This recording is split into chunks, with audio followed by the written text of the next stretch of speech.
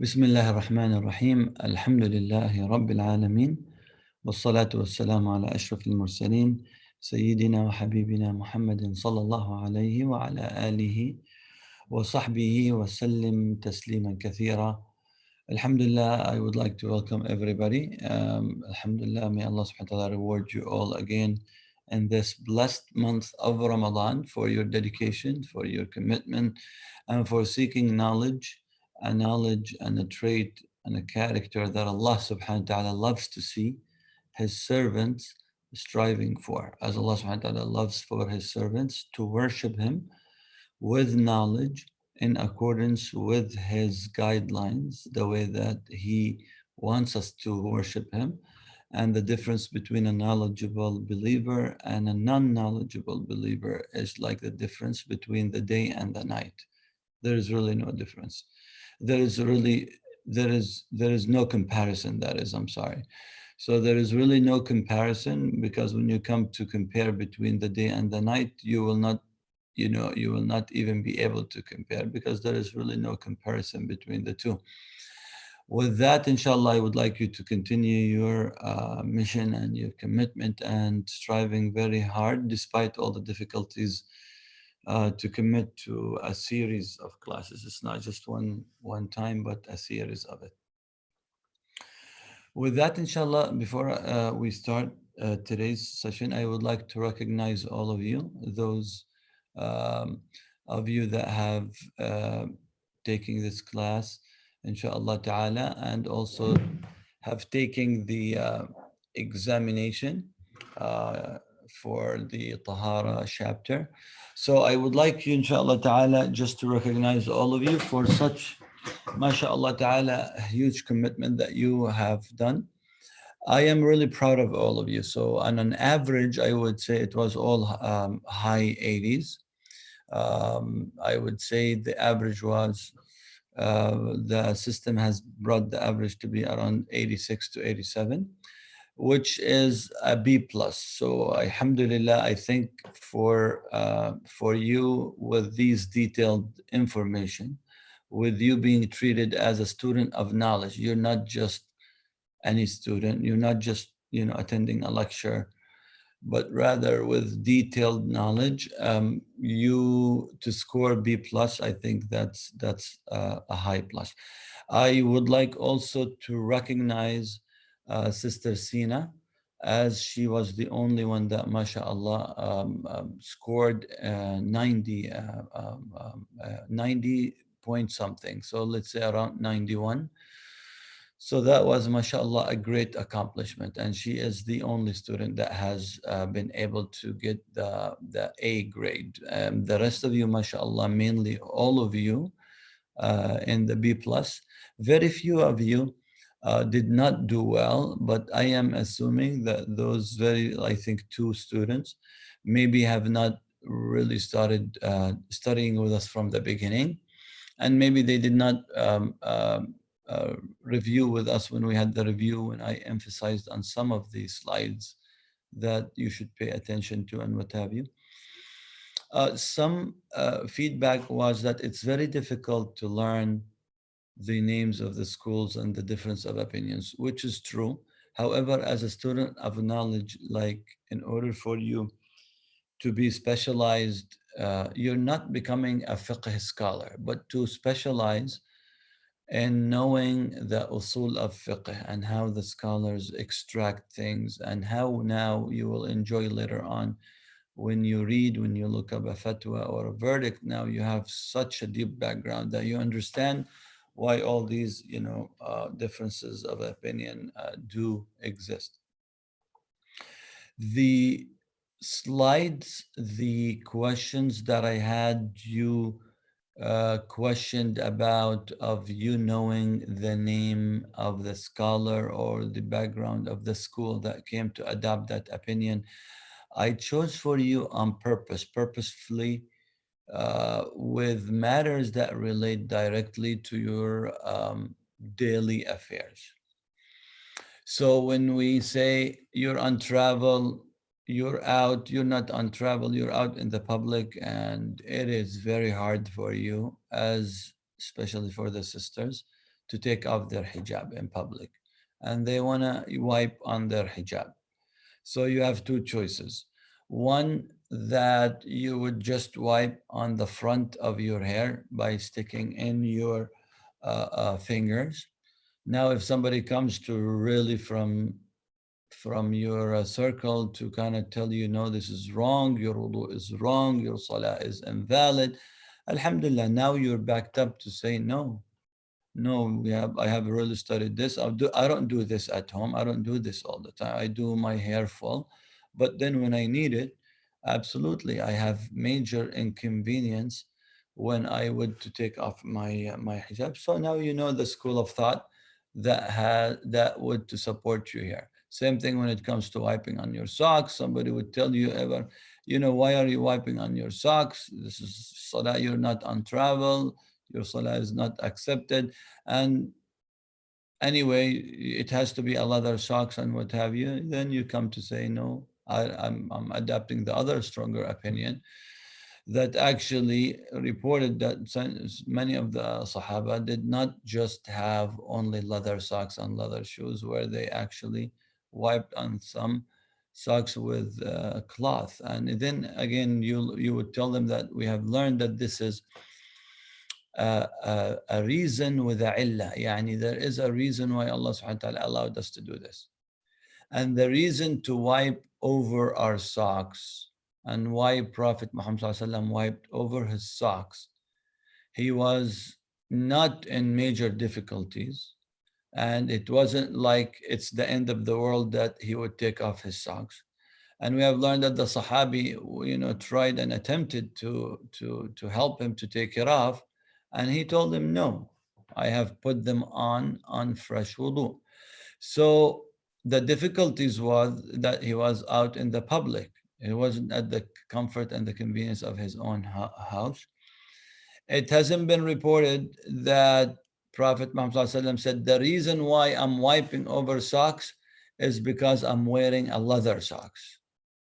But it was because of the practice of his practice and the practice of the Sahaba, that it was because of difficulties. And yes, because of convenience, but not too convenience, but because of convenience. Yeah, we find it very convenient when I'm traveling, when I'm going out, when I am in outing, when we are out in the public, when we're at the park, and when we're at school, when we are so many things where I would just need to wipe on my socks instead of taking my socks off and washing my feet, putting my feet in the sink, and causing so many different ramifications to my actions and what have you. So these are very important for you to know. Wiping on your hijab, on your turban, on whatever, if it's very inconvenient to take it off. So you would know that, yeah, I have studied that. This is and this is where the slides came, for you to know the names of those scholars, of the names of those schools. Each school comes with major backup of evidences. Same thing goes with you reading the Quran while our sisters on their monthly cycle, touching the Quran and carrying the Quran, being physically inside the masjid. Now you're not saying, well, I've heard. No, you studied it and you know the school that comes to support it. And you know that sometimes it's the opinion of one Imam, like Imam Ibn Taymiyyah, that would come and differ with all the scholars. And like the Imam Ibn Hazm on the school of Zahiri, and to say, okay, give me one specific dalil and proof that says a woman on her cycle cannot enter the masjid. We need an explicit dalil, not just a general ayah in the Quran about that the Quran should not be touched, whatever, and not a general hadith that, a woman on her monthly cycle should avoid whatever. No, we want something explicit, because that's a worship, that's a ibadah. You're asking somebody who's precious, somebody whose soul is precious, is a believer, and we all came to agree that it's not physical najasa. So it's not like when she touches people, she starts, infecting them with filth. Everybody agrees on that. All scholars agree. So it's not a physical impurity, but rather it is spiritual. So if that's the fact, spiritual means it's a worship act. A worship act means I need an explicit dalil to bring me in. And that's where Imam, Ibn Hazm, and they came, the Zahiri school and whatever, give us a explicit dalil. So what about the other scholars? The other scholars took the cautious way, and we are very respectful to that.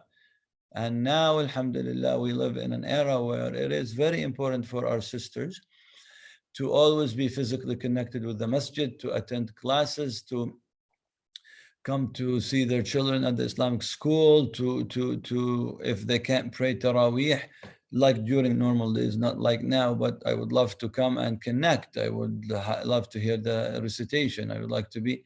So this is where you become very, inshallah ta'ala, knowledgeable.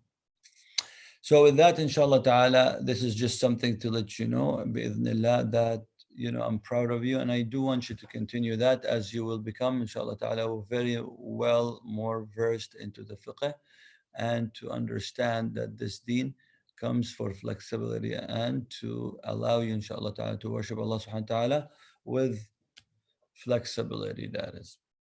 So, inshallah, today we're shifting and we're going into, in this special blessed month of Ramadan, I want to equip you with many fast or rulings on fasting. This would help a lot, again, with the same concept, that not only that you will learn it yourself, but I would love for you to be my advocates, to be my students, to pass it on to others in your circles and your social media and your family members. So that would help a lot to bring awareness to people that we worship Allah subhanahu wa ta'ala with knowledge. We do not worship Allah subhanahu wa ta'ala with he say and she says, and he says and I heard. No, we don't worship Allah subhanahu wa ta'ala with that. We don't become adamant about our opinion, and then when someone kind of want to put you on the spot and says, you're telling me that my salah and my fast is invalid, you are judging my fasting to be invalid and not accepted. And then when I come to actually respectfully but firmly ask you, on what basis are you saying this? Then you end up saying, well, because of, and I say, okay, that's very respected, but that's just one proof that your school or the methodology that you adopted comes to believe in that. But there are other opinions, there are other ijtihad, and there are other judgments. So there should be no room for you to come and judge others. I respect your stand and you should respect mine, unless we're talking about something that is agreed upon that I'm going against. Yes, by all means, you can be very adamant and firm. But if it's something among the branches where the top scholars themselves did not come to agree and they all respectfully respected each other, then you should have no right to come and judge me with my actions. I did not judge you with your actions, so don't judge me with my actions. Now, really quickly on the definition of fasting, and also the pillars of fasting we want to learn. So what is the Islamic definition of fasting? So it is abstaining from that which breaks one's fast during the daytime from dawn to sunset. So that's a general definition, but then we have to learn later on, okay, what are the things that would actually break one's fast? That would be later on, inshallah. What are the pillars of fasting? So what are the pillars of fasting? Yani, what is the must act that I need to do in order to have my fast absolutely accepted? So it has to be that you abstain from all the desires of the stomach and the sexual relations during the day, that is. Abstaining from that which breaks one's fast. We have to learn about all the things that would actually break one's fast. And then the school of Imam Malik and Imam Shafi'i added another pillar, which is making the intention at night. So it has to be, at night, that like when Maghrib time comes, Isha time, you're already in the process intending to fast the next day. So they don't see it where you have to defer it all the way to suhoor time. Why? You should have the intention, because you never know, you might not make it to suhoor time. You at least die on the state of intention of fasting the next day. The duration and ruling of fasting. What is the duration of the fast? So we said it's from dawn to sunset. What is the ruling of fasting the month? What is the ruling of fasting the month of Ramadan? Now, we want to learn what is the ruling of fasting this blessed month. Yani, is it obligatory? Is it highly recommended? Is it sunnah? What have you? So fasting the month of Ramadan is a pillar. It's not just mandatory. It is a pillar of Islam and one of its obligations based on textual proof in the Quran and from the Sunnah and by the consensus of all scholars. So all the sources of the Sharia and legislation come to support that fasting is a pillar.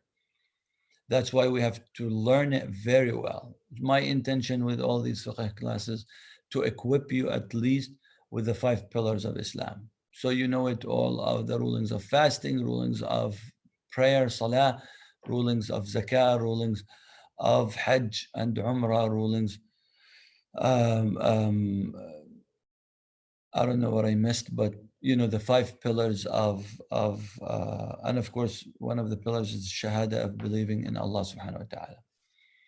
What are the types of fasting?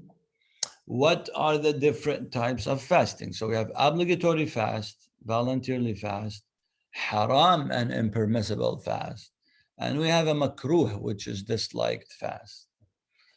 So the types of fasting, the school of Imam Abu Hanifa, the Hanafi school, have really stretched this way more than the previous slide, way more than these 4. So they, you know, categorized each category with a sub. So they said that there is specified obligatory fast like the month of Ramadan. It's specified, and it is a certain time of the year. You have no choice to say, I'm going to fast Ramadan in the winter time only. No, it's specified time, like Hajj. Second, there's non-specified obligatory fast. So there is an obligatory fast, but it's not specified like Ramadan. Example, making up fasts from a past Ramadan and expiation fasts. So you have to make up obligatory days that you missed. They're obligatory, but they're not specified. Allah didn't say that immediately right after Ramadan, after the day of Eid, you need to make up those days. So you have stretched, you have some flexibility of when, but they're still obligatory. You must do them. You can't just resort to kafara and expiation and give money to the poor and say, khalas, I did, so I'm not going to make it up. We can't. Third, specified necessary wajib fast. It's a wajib fast, so it's specified vowed fast. So somebody that would vow to, I want to fast, inshallah ta'ala, 3 days after the month of Ramadan because I was sick, alhamdulillah, Rabbil Alameen, I was able to continue my Ramadan, or whatever, Allah blessed me with a baby, or Allah subhanahu wa ta'ala saved my son from an accident, whatever it is. But you specified right after Ramadan and 3 days. So that's one. 4, non-specified. So the same example that I gave you, something really good happened, Allah protected something. So you give the same vow, but you did not specify 3 days and you did not specify right after Ramadan. You said, inshallah, I'm going to fast 3 days.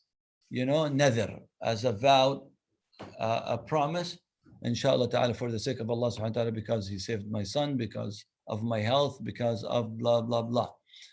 So you did commit yourself, but you did not commit to a specified time. Now, last slide for today is that the types of fasting, 8 types of fasts, and we are continuing the Hanafi opinion, that is the stretched one. Number 4, emphasized sunnah fasts. So that's emphasized, highly recommended, like the 10th of Muharram that we already fasted at the beginning of the Hijri year. The day of Ashura, remember the ninth day of Muharram is the day of Ashura along with the ninth. Those are specified, but they're sunnahs. The scholars agree all that they're sunnahs. They're not obligatory, but they're specified, emphasized, and they come in a certain date. It's not like up to you, I'm going to fast Ashura in a different month. No. 5, recommended voluntarily nafil fasts, like the 3 days or 3 white days of each month, like the 13th, 14th, 15th of each lunar month, the full moon days. That's why they're called white, because the sky and the night is really light up. It's very light, and that's why they call them white nights. Now, but still they are recommended, but they're voluntarily, and they're not highly recommended like Ashura and Arafah and what have you.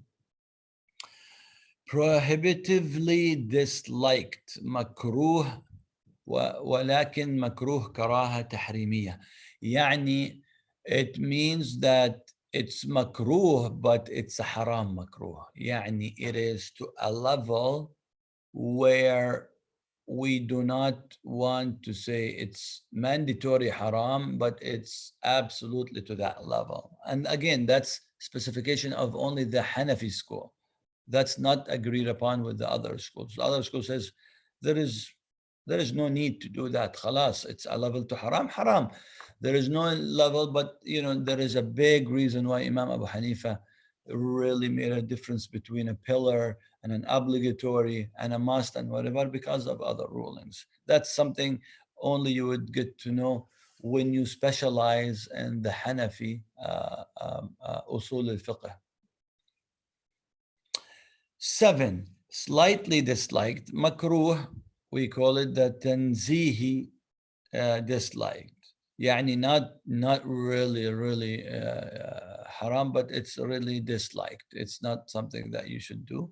Like, for example, the fasting the 10th of Muharram, the day of Ashura, but without the 9th or the 11th. So you're singling out only one day, which is Ashura, only one day. That's not like the Sunnah of Prophet Muhammad ﷺ, but still accepted. You're still rewarded, but it's kind of disliked because you kind of did it, but you didn't do it exactly how Prophet Muhammad ﷺ did it when he said, if I would to live to the next year, I would add to it something. So he gave us the package that I want to be different than others. So I'm not going to only settle to the fast of the 10th by itself, but I'm going to bring in the 9th or the 11th, or doing the 3 together, 9, 10, and 11, which is the highest level of reward. Or singling out the day of Saturday, because there is a explicit hadith from Prophet ﷺ to say not to fast on the day of Saturday, unless it's a fast that you have accompanied by different days, like you fasted the day before, like Friday, or Friday, you don't single it out by itself, so you fasted the day of Thursday, or those days come to be the white days, or those days come to be the Arafah day, or it comes to be Ashura day. So these important fasts recommended come into the day of Friday or Saturday. So you're not saying I'm fasting just because I want to fast on Saturday. It's different. It's just because the day of Arafah came on Saturday. The day of Ashura came on Saturday. If none of the special days comes on Saturday, we should refrain from fasting Saturday. Okay? So that should do it, inshallah, for today's بإذن ta'ala lecture. So I'm going, last time I was suggested to leave the slide, but I can't leave the slide because in order for me to see your questions, I have to, let me see, I have to stop sharing. Okay, inshallah ta'ala. Hopefully the connection is good and no issues with it. So questions, inshallah ta'ala.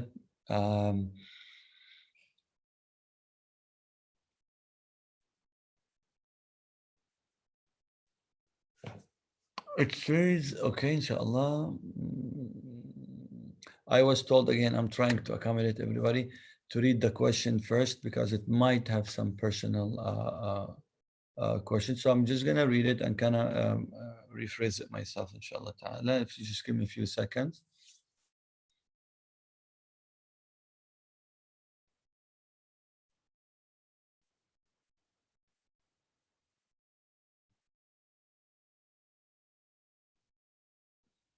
So the question in general about the school of thoughts.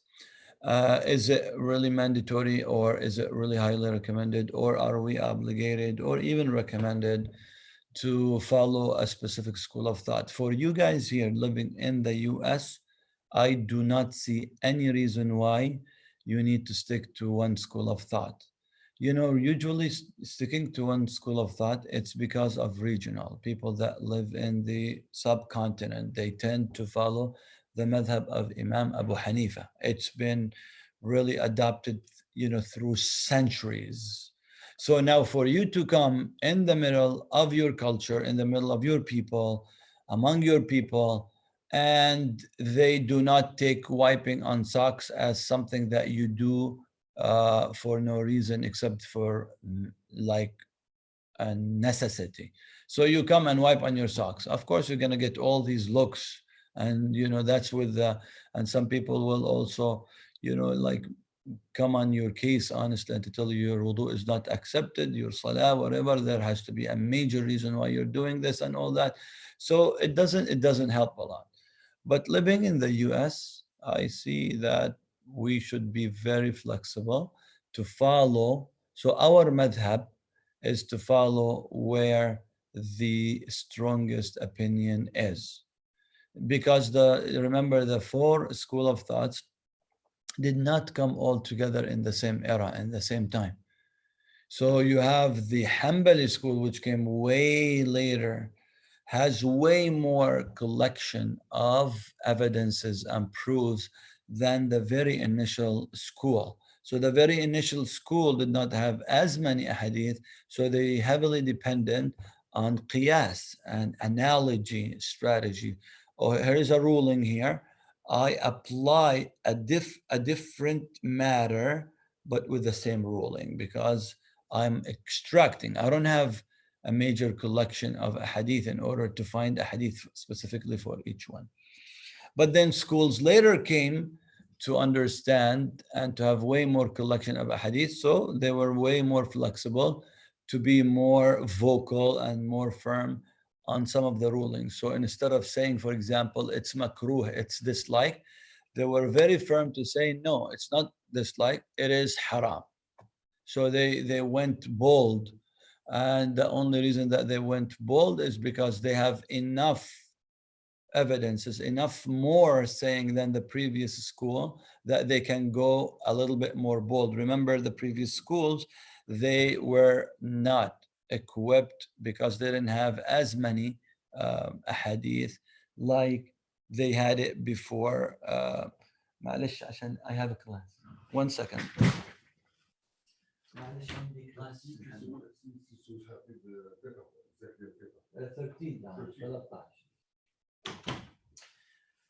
Sorry about this, just a quick interruption. So that's why it's very important to know that background. So again, the answer is for us, no. We do study whatever the school comes to offer. Alhamdulillah, we respect that. But if we feel that there are more saying and a hadith collected toward a matter, a fiqh matter that is, we incline and tend, of course, to pick up that opinion because it is supported with more saying and more proofs and more evidences. Whether that opinion is more flexible to us or not. See, this is the reason. We should not just pick and choose of, you know, I'm not really following evidences or proofs or saying of the problem. I'm just following opinions of scholars just to make my life so easy. We should not have that attitude. But rather, if the opinion that I come to adopt, which is heavily supported by many evidences, comes to be more convenient, alhamdulillah, it came that way. You did not intend for it. Now, if it's a matter of flexibility, and you have different opinion with different proofs, with different actions of Prophet Muhammad SAW, and you want to apply the most convenient one, there is absolutely no problem with that. Because Prophet Muhammad SAW used to also choose whichever is easier for his ummah. He just wanted to give us, flexibility. Yes, absolutely. Example of that, when you go to Hajj, there is a certain orders of actions that you do, and that's how we plan to do it. Something comes your way, your bus gets stuck, you're stuck in traffic, whatever, then you end up having to redo the order. So they're not going to be in the same particular order. It happened to the Sahaba. They came to Prophet ﷺ. They told him, we were not able to do exactly the same order that you did. He didn't tell them, no, no, no, no, go and repeat the whole thing. No, he said, that's fine, alhamdulillah. I wanted you to do it in that order, which is the most preferable. You didn't do it, you couldn't do it, but there is something that came that prevented you. Khalas, you're good. Which teaches us, I'm following the process, which is to imitate and copy Prophet Muhammad SAW for more reward. Something comes my way to prevent me, then alhamdulillah, he allowed us and he said that's no problem. So this is how, inshallah ta'ala, we view it. So somebody actually, just to tap on, somebody will say, you know what, I'm not really too big on crowds. So yes, I'm doing it for convenience, but I have a reason. Khalas, alhamdulillah.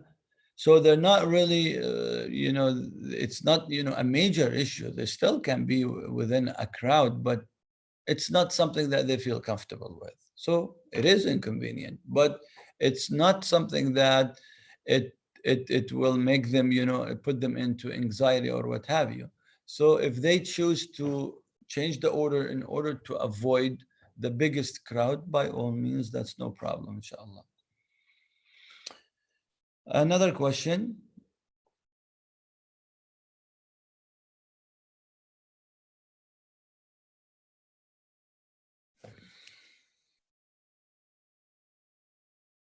So the question says, if there is something that would come to prevent someone that intended to fast the 10th of Muharram and the 11th. So if they can't do 2 days, they only can do one day. Should they do that one day or drop the whole thing? The answer, no, they should do that one day, of course, because there is a legitimate reason why they did it only once. They intended to do the package, but something came to prevent them. Example of that, they are here locally on the 10th, on the day of Ashura, but they're not here locally on the 11th, right? So, and they're not here on the 9th, just a little unique example. So they're on travel on the 9th, so they didn't fast because they really needed to break. They just didn't want to fast because it's hard to fast during travel. They arrived locally in their locality on the 10th.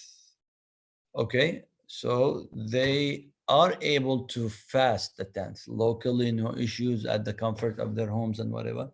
But right immediately after, the next day, they're going to go back.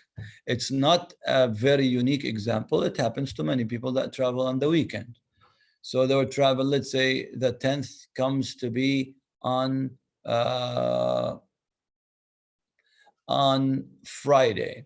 So they travel on Thursday to arrive, on Friday. So they travel Thursday, they break, they don't fast on Thursday. They arrive to Raleigh Thursday night. They're here locally, which is their residence. Raleigh is their residence. So they're here locally at the comfort of their home on Friday. So they have the ability to fast the 10th of Muharram on Friday, but they will be traveling again on Saturday, and they don't intend to fast while on travel. So they're only here on the 10th. Can they fast or should they drop it? The answer, no, they should fast with no problem, and they will get, inshallah, the ajr and reward of the full package as if they have fasted the 9th and the 10th, or the 10th and the 11th, inshallah. So these I have also a question.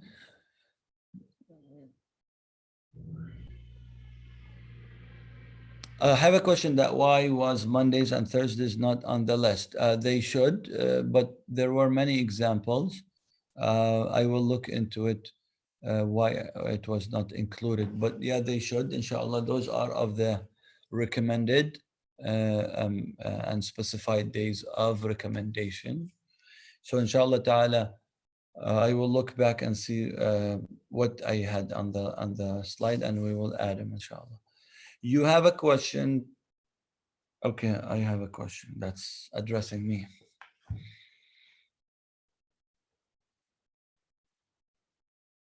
Is fasting on the second day of Eid mandatory? That is, I'm not sure if I understand the question well. So the ruling is that we cannot fast on the day of Eid, right? And the day of Eid is really only the day that comes right after Ramadan. That's Eid al-Fitr. And Eid al-Adha is really the 10th of Dhul Hijjah. So it's only one day, but we have also days that comes after. That's called also Ayyam al-Tashriq, which we are not, we're highly recommended not to fast. But then the day, the single day of Eid, it is among the haram. We cannot fast on the day of Eid. So is fasting on the second day of Eid mandatory? The answer is simply no, and we should not fast on the days after Eid unless we have a reason for it during the Eid al-Adha, the Tashriq days. If it's the day of Fitr, someone will ask, I'm not really big on fasting. I have really major headache. It took me a while to adjust during the month of Ramadan. So I don't want to skip fasting because my system got used to fasting now. I have to skip fasting on the day of Eid because it's haram to fast on the day of Eid. So I broke my fast on the day of Eid as a worship act. But I want to start immediately after. Can I start fasting after the day of Eid al-Fitr? To start my makeup days or to start the 6 days of Shawwal, the highly recommended 6 days of Shawwal. Can I do that? The answer is yes, because it's only the day of Eid that is that we are prevented from fasting. It's haram, so that we just avoid that one day, inshallah. So I believe, let me just double check on the.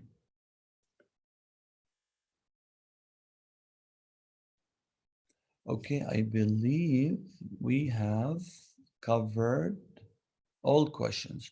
If you have any other questions and you wanna just say it, speak it, you can unmute yourself, say it, or you can send it to me. But we are all good with the thing. I do highly recommend, inshallah. MashaAllah, I've seen today almost 13 and 14 of you. If you are able, inshallah, to commit every day, you will see this series of fasting very, very beneficial. I'd love for you to commit where you will have the answers of the so many frequent questions that come. But this time you will have the answer with knowledge, alhamdulillah, with full knowledge of why we do this and why we don't do this. And you don't say anymore, I don't know, I'm just following what the Imam says and whatever, but now you actually know. So if you can commit yourself, that would be great, inshallah ta'ala. Every Monday through Thursday, of the week at 2 o'clock. So inshallah, at least commit yourself for 20 minutes. That's the general rule with no interruption. So you commit yourself as a student of knowledge with focus and clarity for 20 minutes. And then after 20 minutes, when I finish the session, it's going to be absolutely up to you if you want to stick around for the questions. And if you need to leave, by all means you can do. And that should not offend me at all, because all I need from you is just a commitment of 20 minutes. I do firmly ask for the 20 minutes. I'd like you to become more of a disciplined student of knowledge, not a student of knowledge that just hops in, gets few knowledge here and then drops out and then just comes back after. We do not seek knowledge, with a quick in and a quick out. We can't do that. The only way that Allah subhanahu wa ta'ala would open our hearts and minds to commit for the high reward that He has recognized us with is when you actually show Him commitment uh, uh, and sacrifice. So nothing comes to be more priority to you than those 20 minutes, at least, unless you have something as an very important appointment or what have you. That's very understandable. But these are very uh, uh, يعني very rare to happen, but the rest that would be a trend of always committing to your class. So that's it, inshallah, for today. I will see you, inshallah, tomorrow at 2 o'clock with more rulings on fasting, inshallah ta'ala. جزاكم الله خير. بارك الله فيكم. والسلام عليكم ورحمة الله وبركاته. See you tomorrow, inshallah.